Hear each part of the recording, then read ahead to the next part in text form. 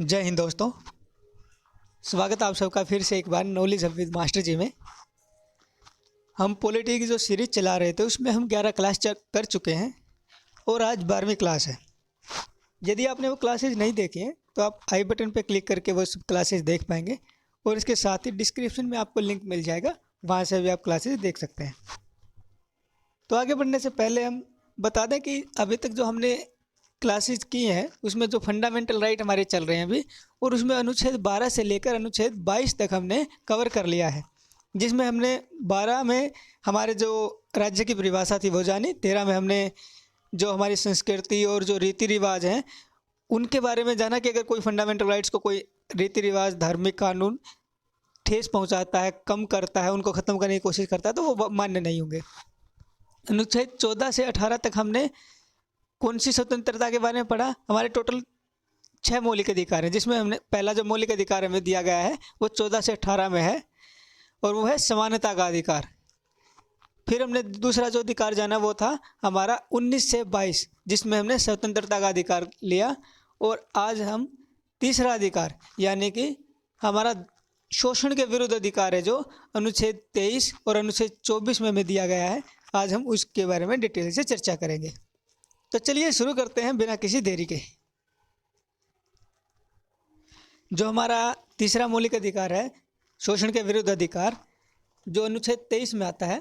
और अनुच्छेद 23 में क्या है, इसमें किस बारे में बताया गया है कि बलात्श्रम और मानव के क्रय विक्रय पर प्रतिबंध रहेगा, बेगारी और बंधुआ मजदूरी नहीं होगी, इस पर भी प्रतिबंध रहेगा। अब ये सब क्या है, मानव के क्रय विक्रय पर, यानी कि हम किसी का देह व्यापार नहीं कर सकते, किसी बच्चे का, बड़े का या किसी औरत को जैसे बेचते खरीदते हैं अपने धन के लालच में या किसी और कार्य के लिए, कुछ भी हो सकता है।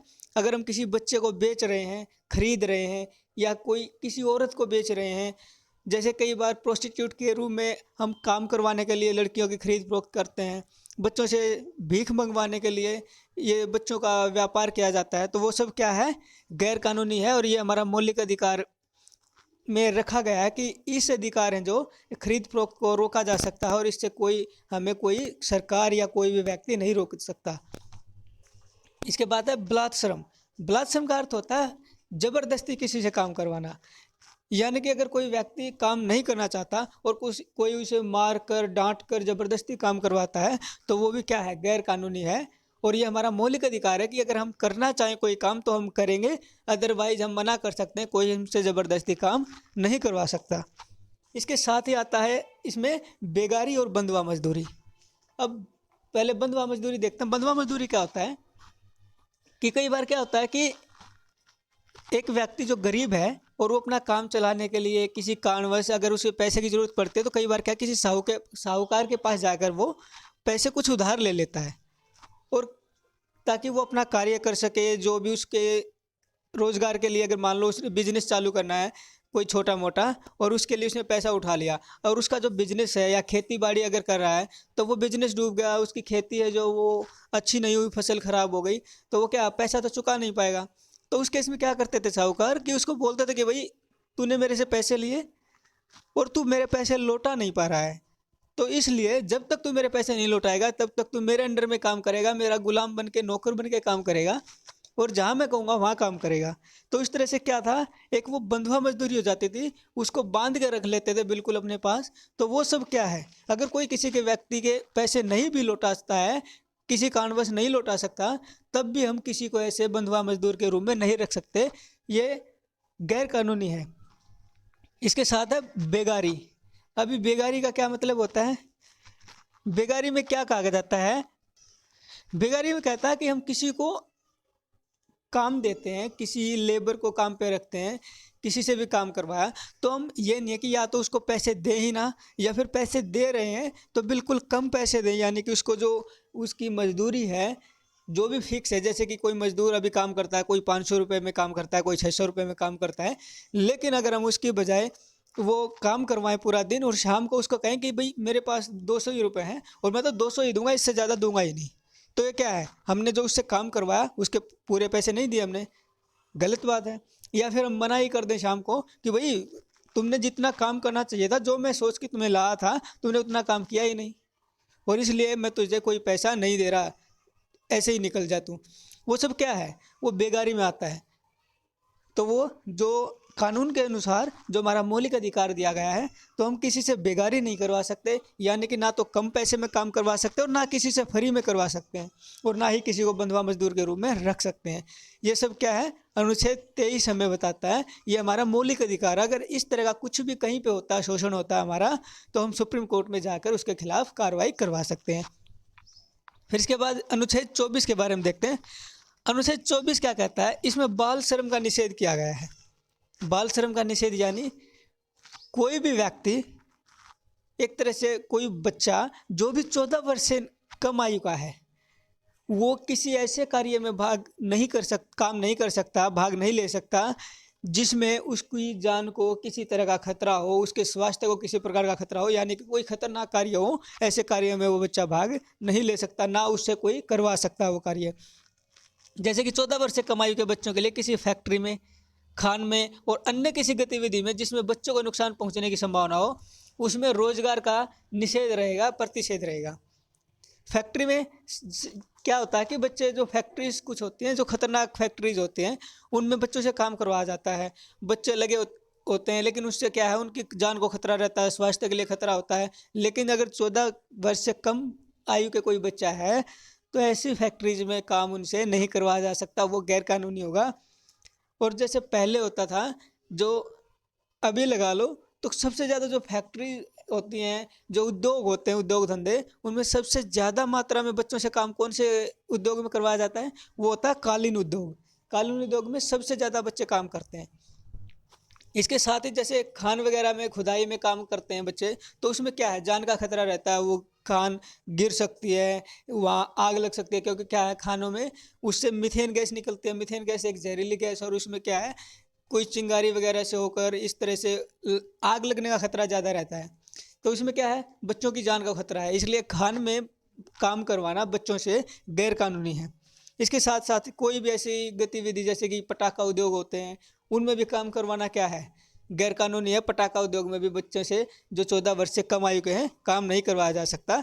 और ना ही बच्चे अगर चाहें तब भी नहीं कर सकते। अगर बच्चा खुद करना चाहता है तब भी नहीं कर सकते, अगर कोई उससे फोर्सली काम करवाना चाहता है तब भी नहीं कर सकते। दोनों रूप में ये गैर कानूनी रहेगा।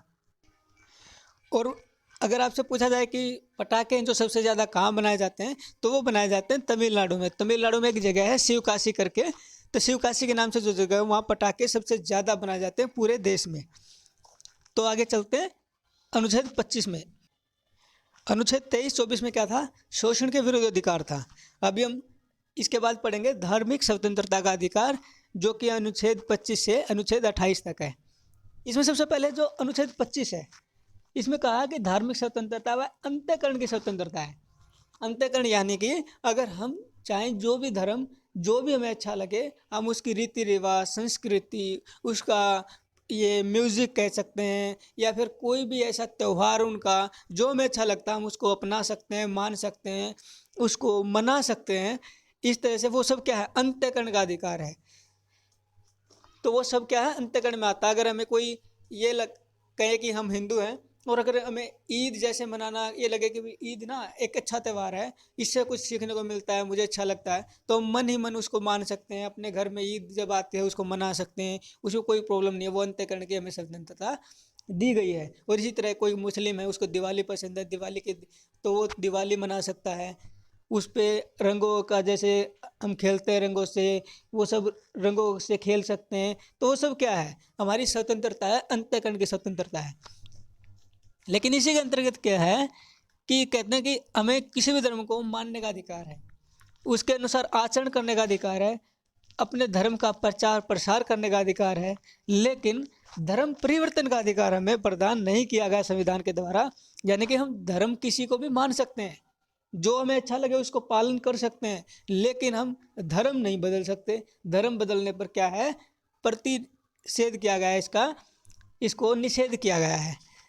यानी कि हम हिंदू हैं, तो मुस्लिम, अगर हमें धर्म अच्छा लगता है, ये नहीं कि हम हिंदू धर्म छोड़ के मुस्लिम धर्म अपना लें, ऐसा गैर कानूनी रहेगा।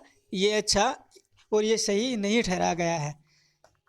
इसके बाद कुछ देखते हैं। और इसी अनुच्छेद के तहत जो सिख धर्म में सरदार जी होते हैं, सिख धर्म में उनको कृपाण रखने का अधिकार दिया गया है। इसी के अनुसार महिलाओं को मुस्लिम धर्म में हिजाब पहनने का अधिकार दिया गया है, और इसी के तहत महिलाओं को सिंदूर लगाने का अधिकार दिया गया है हिंदू धर्म में।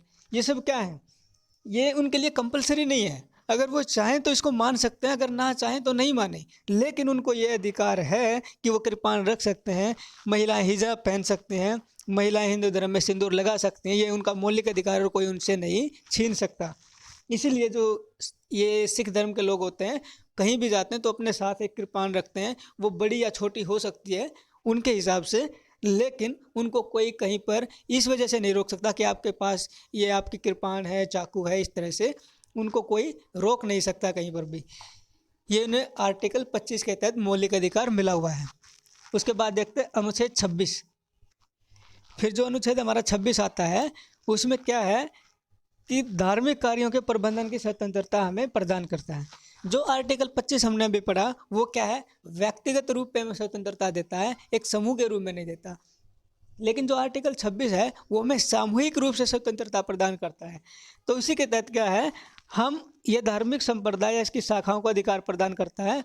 यानी कि हम किसी भी धर्म का प्रचार करना है, उसका किसी भी धार्मिक कार्य के लिए रख रखाव करना है, या किसी भी धार्मिक कार्य का प्रबंधन करना हमें, तो हम एक समूह के रूप में करते हैं। यानी कि कोई अगर त्यौहार आया हुआ है और हमें उसके लिए किसी त्यौहार के लिए किसी कार्य का प्रबंधन कर रहे हैं, हम उस त्यौहार को मनाने के लिए कोई आयोजन कर रहे हैं, तो क्या एक समूह में करते हैं। कोई एक व्यक्ति किसी त्यौहार का आयोजन नहीं करता, पर्सनली कर सकते हैं आर्टिकल 25 के तहत। लेकिन एक जो बड़े लेवल पे त्यौहार का आयोजन होता है, किसी भी धर्म से रिलेटेड कोई आयोजन होता है, तो एक समूह में किया जाता है। जैसे कि एक कोई मीटिंग होती है, उसका ट्रस्ट बना होता है, या एक समिति बनी होती है पूरी, वो सब क्या है मिलकर उसका रख रखाव करते हैं, उसका प्रबंधन करते हैं। तो इसी तरह से क्या है, एक समूह के रूप में जो स्वतंत्रता दी गई है वो हमें आर्टिकल 26 देता है। इसके साथ ही हम किसी मंदिर हुआ, मस्जिद हुआ, इनका निर्माण कर सकते हैं, उनका रख रखाव कर सकते हैं। उन पे आने वाली संपत्ति है, उनका जो खर्च किया जाता है संपत्ति मिलने पर, तो वो कानून के हिसाब से होगा, कानूनी रूप से उसका खर्च किया जाएगा। ये सब क्या है, आर्टिकल 26 में हमें मौलिक अधिकार दिया गया है। फिर इसके बाद आर्टिकल 27 के बारे में देखते हैं। आर्टिकल 27 क्या कहता है कि धर्म के अभिवृद्धि या विकास के लिए कर अदायगी से स्वतंत्रता होगी। यानी कि अगर कोई भी कार्य हम जो किसी धर्म के अभिवृद्धि के लिए कर रहे हैं, उसके विकास के लिए कर रहे हैं, या उसके विकास के लिए में मंदिर में, मस्जिद में जनता के द्वारा दान किया हुआ पैसा अगर हमारे पास मौजूद है, तो वो क्या है, उस पर कोई भी सरकार टैक्स नहीं लगाएगी, वो टैक्स फ्री रहेगा, उस पर कोई कर नहीं लगेगा। इसकी हमें स्वतंत्रता दी गई है। लेकिन कई बार क्या होता है कि कुछ मंदिर होते हैं, बड़े बड़े मंदिर होते हैं, उसमें एंट्री फीस लगती है, तो वो ऐसा प्रावधान किया जा सकता है, जो भी उसकी 100 रुपये, 50 रुपये, 200, 300 रुपये जो भी एंट्री फीस होगी वो लिया जा सकता है। लेकिन सरकार उस पैसे पर जो कि किसी धार्मिक कार्य के लिए मंदिर में, मस्जिद में मिला हुआ है, उस पर कोई टैक्स नहीं लगा सकती। उसके बाद आगे देखते हैं अनुच्छेद 28। इसमें आर्टिकल 28 कहता है कि कुछ शिक्षा संस्थाएं होती हैं, उनमें धार्मिक शिक्षा या धार्मिक उपासना में शामिल होने के लिए स्वतंत्रता दी गई है। यानी कि कोई भी राज्य द्वारा जो पोषित या संचालित संस्था है, एजुकेशन ये कह सकते हैं संस्था है, या कोई भी ऐसा स्कूल, कॉलेज जो कि राज्य सरकार के द्वारा, डायरेक्ट गवर्नमेंट के द्वारा उसकी देखभाल की जाती है, चलाया जाता है, ऐसे किसी भी संस्था में सरकार कोई धार्मिक कार्य या धार्मिक उपासना लागू नहीं कर सकती, तो वो पूरी तरह से निषेध रहेगा।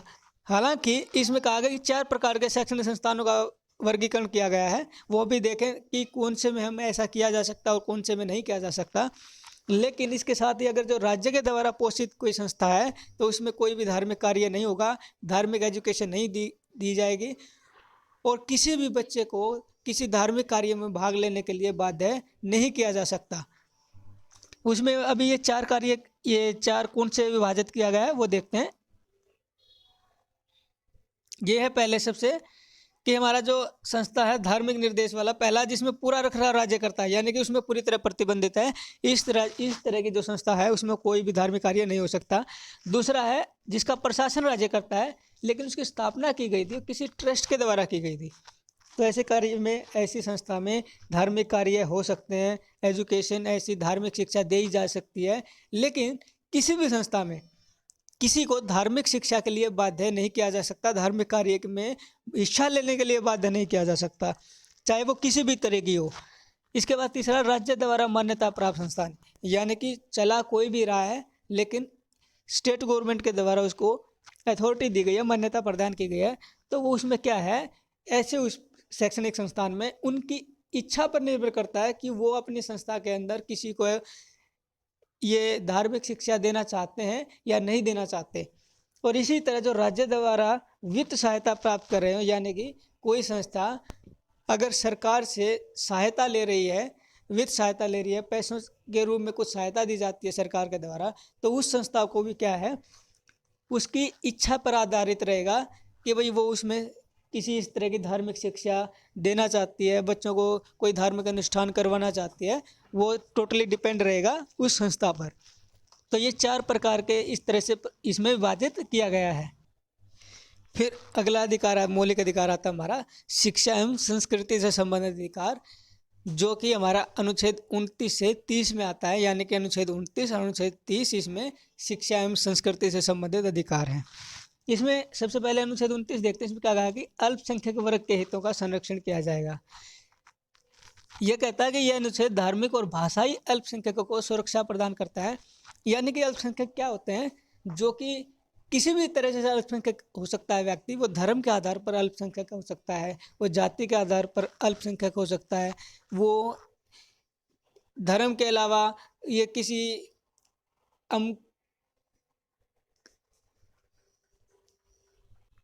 या भाषाई आधार पर कह सकते हैं कि वो भाषाई आधार पर अल्पसंख्यक हो सकते हैं। यानी कि जहाँ उनकी संख्या कम रहती है, जैसे कोई कम्युनिटी है, कोई स्टेट है, वहाँ पर अगर हिंदू लोग ज़्यादा हैं, मुस्लिम की संख्या कम है, जैन की कम है, ईसाइयों की कम है, तो वो क्या है, वो अल्पसंख्यक में आएंगे। हिंदू मेजोरिटी स्टेट में रहेंगे, मेजोरिटी पॉपुलेशन में रहेंगे। इसी तरह अगर कोई स्टेट में हिंदू पॉपुलेशन कम है, 10%, 5%, 20% है, और 80% मुस्लिम हैं या सिख हैं, ईसाई हैं, वो सब आते हैं, तो वो क्या है, हिंदू अल्पसंख्यक वर्ग में आएंगे। तो इसी तरह जहाँ भी अल्पसंख्यक वर्ग होगा उनके हितों की रक्षा की जाएगी, अनुच्छेद 29 कहता है। और जो धार्मिक और भाषाई अल्पसंख्यक है उनको सुरक्षा प्रदान की जाती है।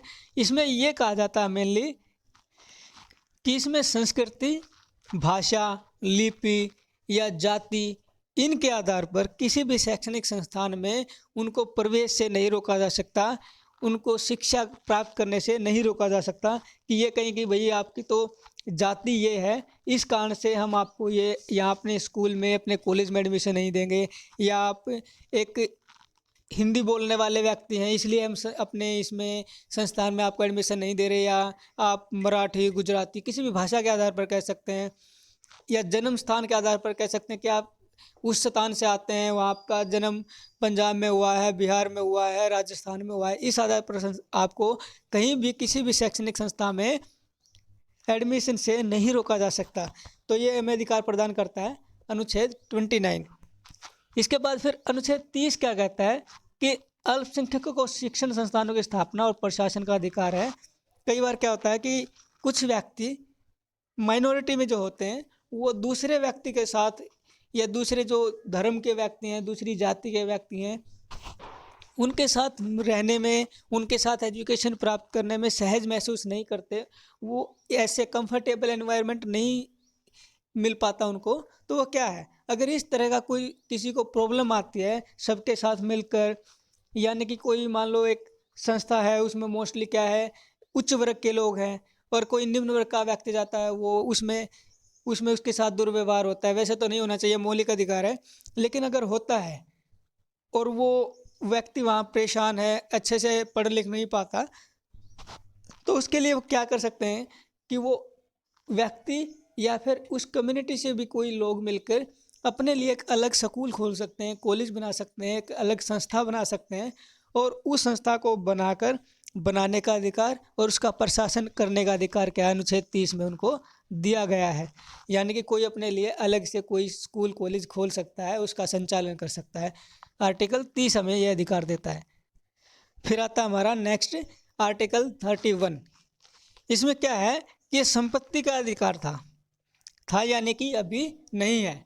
इसमें क्या था कि इससे पहले हमने पढ़ा था 19 में भी अनुच्छेद जो आया था उसमें हमने संपत्ति का अधिकार पढ़ा था और बताया गया था कि जो 44वां संविधान संशोधन 1978 के द्वारा इसको खत्म करके कानूनी अधिकार बनाया गया है। तो भी ये आर्टिकल 31 में भी क्या है, संपत्ति का अधिकार है। तो दोनों में क्या डिफरेंस है? डिफरेंस ये है कि जो आर्टिकल 19 था उसका जो एफ भाग में था उसमें ये कहा गया था कि हम कोई भी संपत्ति का अधिग्रहण कर सकते हैं, उसको खरीद बेच सकते हैं, धारण कर सकते हैं, उसको संरक्षित कर सकते हैं।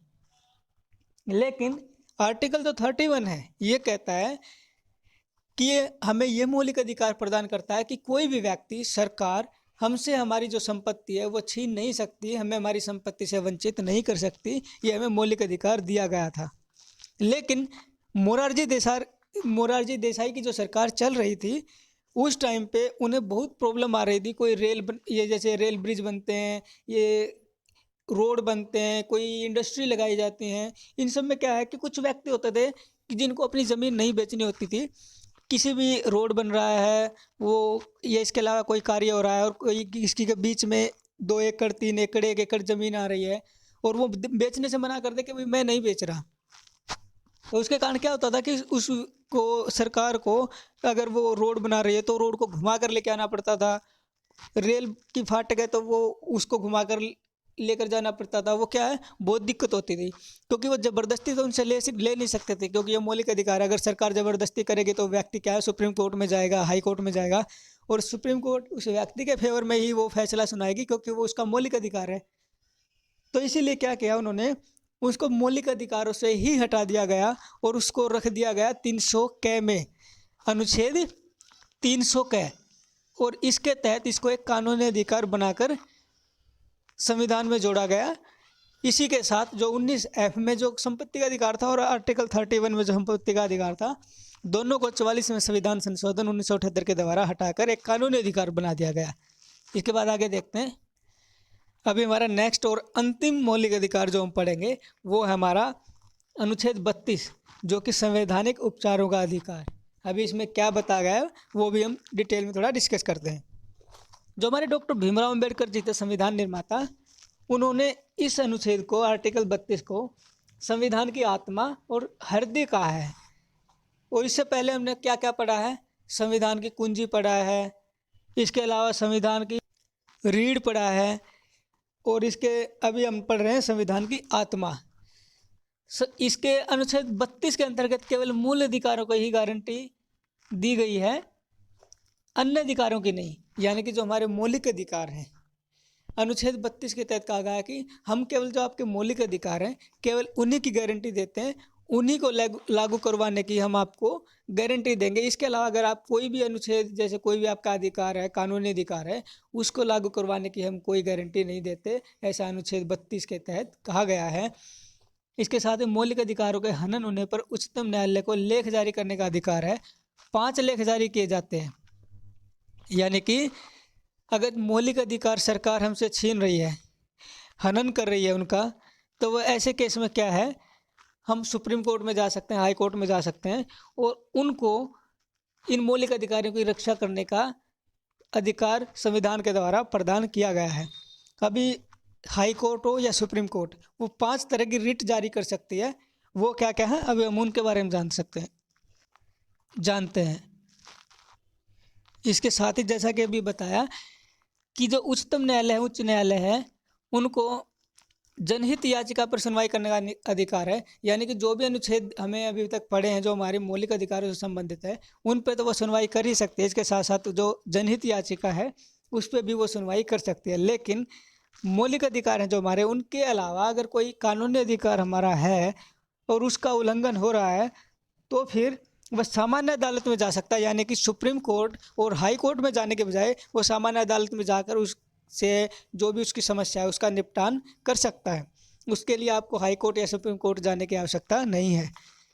तो जो अभी रिट जारी करने का जो प्रावधान किया गया है, कौन कौन सी रिट है वो देखते हैं। इसमें सबसे पहला आता है बंदी प्रत्यक्षीकरण, यानी कि हैबेस कॉर्पस। ये व्यक्ति की स्वतंत्रता से संबंधित है। इसके द्वारा न्यायालय किसी गिरफ्तार व्यक्ति को न्यायालय के सामने प्रस्तुत करने का आदेश देता है। यदि गिरफ्तारी का जो तरीका है या कारण है जो भी, वो कानूनी रूप से असंतोषजनक है या गैर कानूनी है, तो न्यायालय गिरफ्तार व्यक्ति को छोड़ने का आदेश दे सकती है। इसमें यह कहा गया है, यदि कोई भी व्यक्ति गिरफ्तार किया गया है तो पुलिस को, प्रशासन को यह बताना होगा कि इसे क्यों गिरफ्तार किया गया है, क्या कारण है, क्या इस पे आरोप है। और यदि एक संतोषजनक उत्तर नहीं देती है वो, या एक अदालत को लगता है कि इसको गैर कानूनी तरीके से गिरफ्तार किया गया है, तो कोर्ट उसे छोड़ने के आदेश जारी कर सकती है। ये बंदी प्रत्यक्षीकरण के अंतर्गत आता है। इसके बाद आगे देखते हैं। फिर उसके बाद आता है परमादेश। इसमें क्या कहा जाता है, इसमें कहा गया है कि ऐसा कोई भी व्यक्ति कोई सार्वजनिक पद पर बैठा है, वो किसी भी पद पर हो सकता है, और वो अपना जो भी उसका कार्य है, उसका जो संवैधानिक दायित्व है, कानूनी दायित्व है, उसको फॉलो नहीं कर रहा, उसको नहीं करता है, उसका पालन नहीं करता है, तो और उसके कार्य ना करने से किसी के मौलिक अधिकार प्रभावित हो रहे हैं, तो ऐसे केस में क्या है कि सुप्रीम कोर्ट या हाई कोर्ट एक रिट जारी कर सकती है, परमादेश जारी करके उसको अपना कार्य करने का आदेश दिया जा सकता है। तो ये क्या है, इसी को बोलते हैं परमादेश। यानी कि सरकार या फिर सरकार का कोई अधिकारी अगर वो कार्य नहीं कर रहा है, तो कोर्ट उसको कहेगी कि भाई तुम अपना कार्य ठीक से करो, क्योंकि तुम्हारे कार्य न करने से किसी के मौलिक अधिकार हैं, उनका हनन हो रहा है।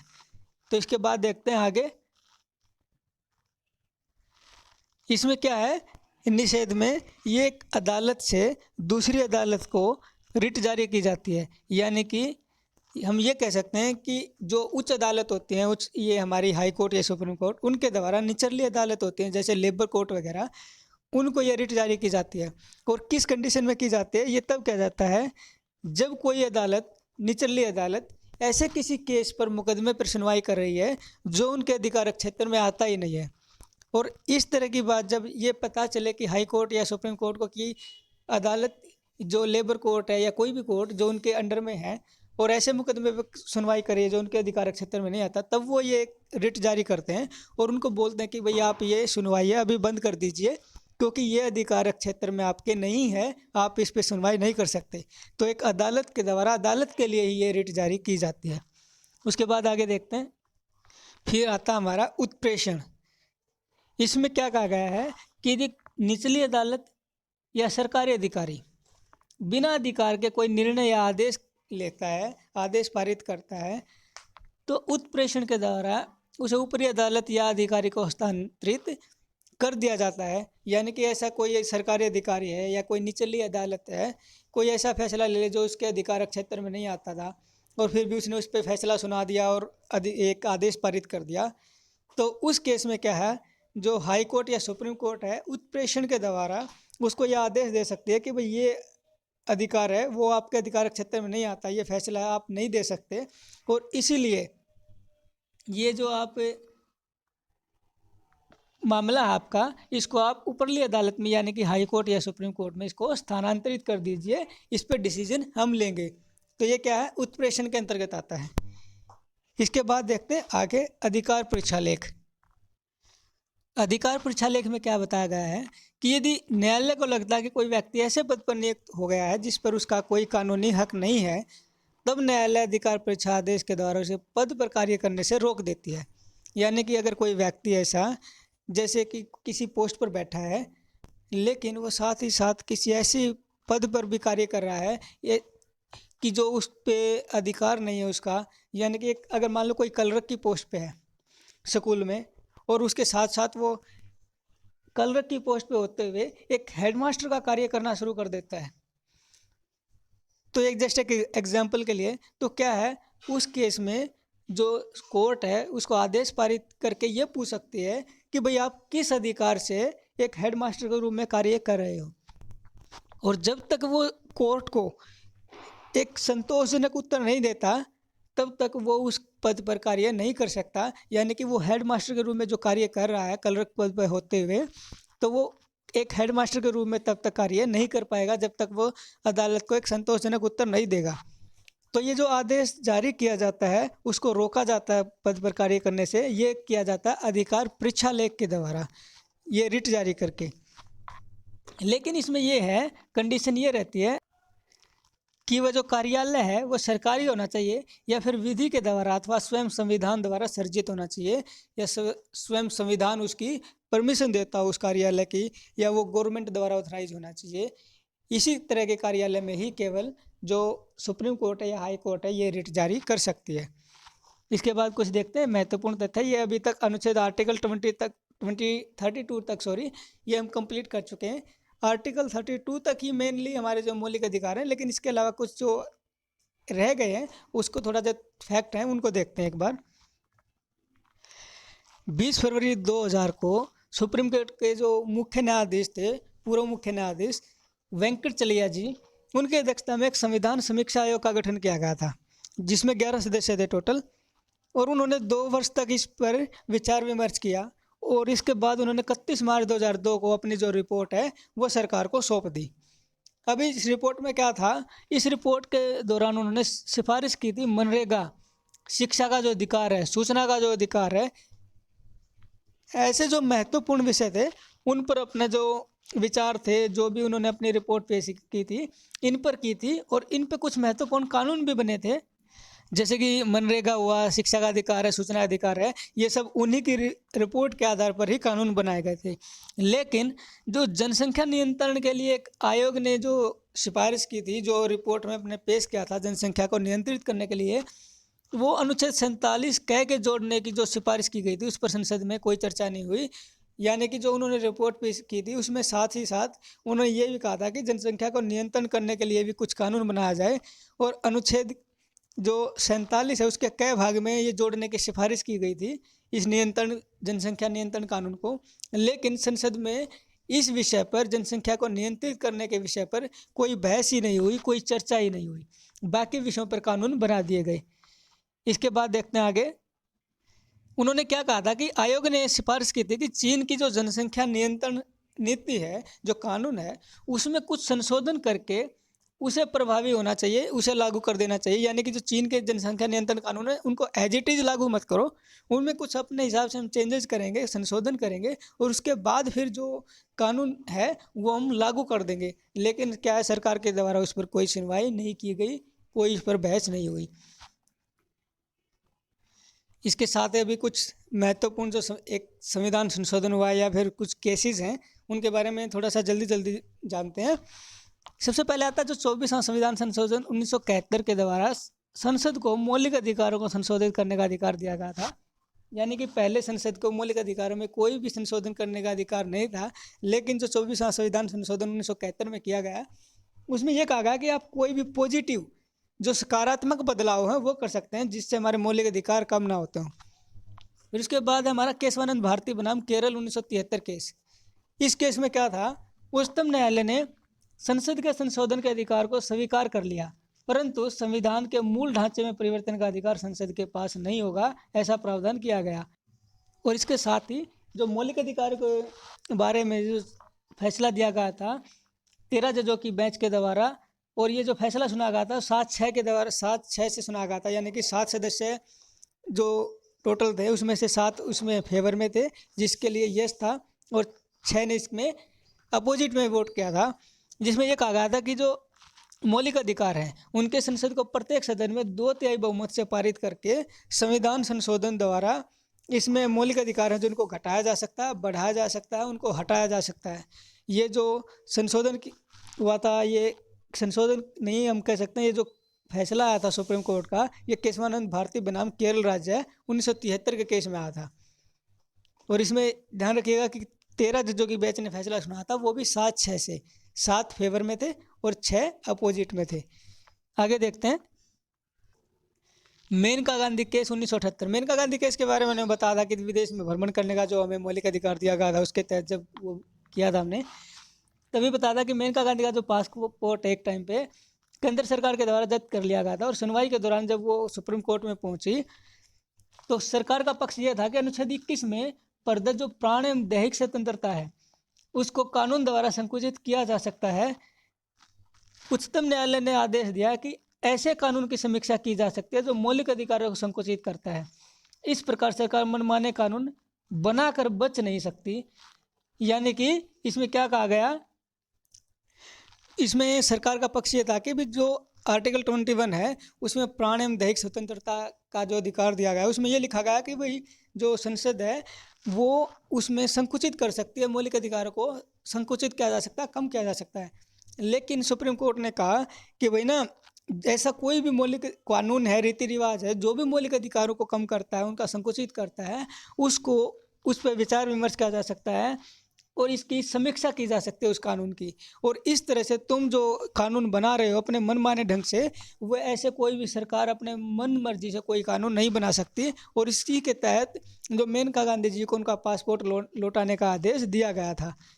तो उसके बाद चलते हैं आगे। ये केस अभी हाल ही का है, ट्रिपल तलाक सायरा बानो बेगम केस 2017 में ये फैसला सुनाया गया था। इसमें जो उच्चतम न्यायालय की 5 सदस्यीय संवैधानिक बैठक हुई थी, 5 जजों की बैठक में ये फैसला लिया गया था, जिसमें 3-2 से ये फैसला हुआ था। 3 जजों ने क्या था कि जो ट्रिपल तलाक को बंद करने का फैसला सुना था और 2 जजों ने इसका विरोध किया था, यानी कि वो इसके बंद करने के पक्ष में नहीं थे। फैसले में इस रीति को असंवैधानिक घोषित किया है, यानी कि ये कानूनी रूप से सही नहीं था। उच्चतम न्यायालय ने इसी रीति को अनुच्छेद 14 के अंतर्गत समानता के अधिकार का उल्लंघन माना। अनुच्छेद 13 में प्रावधान है कि यदि कोई कानून या रीति रिवाज यदि मौलिक अधिकारों को असंगत है, उनको हनन करती है, तो वह निरस्त होगी, वो कानून मान्य या रीति रिवाज मान्य नहीं होगी।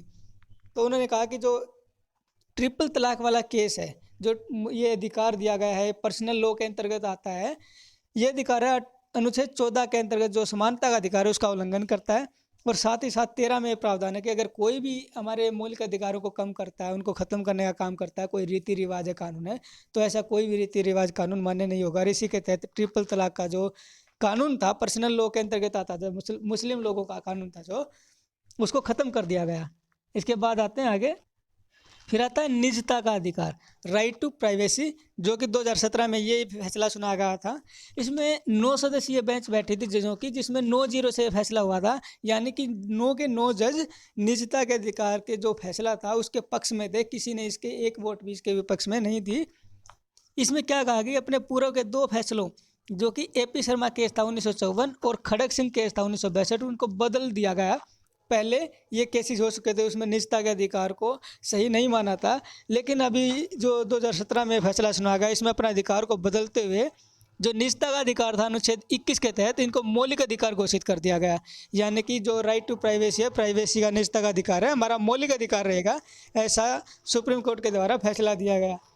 तो अभी और इसको 21 के अंतर्गत, अनुच्छेद 21 के अंतर्गत इसको रखा गया है, निजता का अधिकार को। तो इसी के साथ हमारे जो मौलिक अधिकार हैं वो सभी समाप्त होते हैं आज की क्लास में।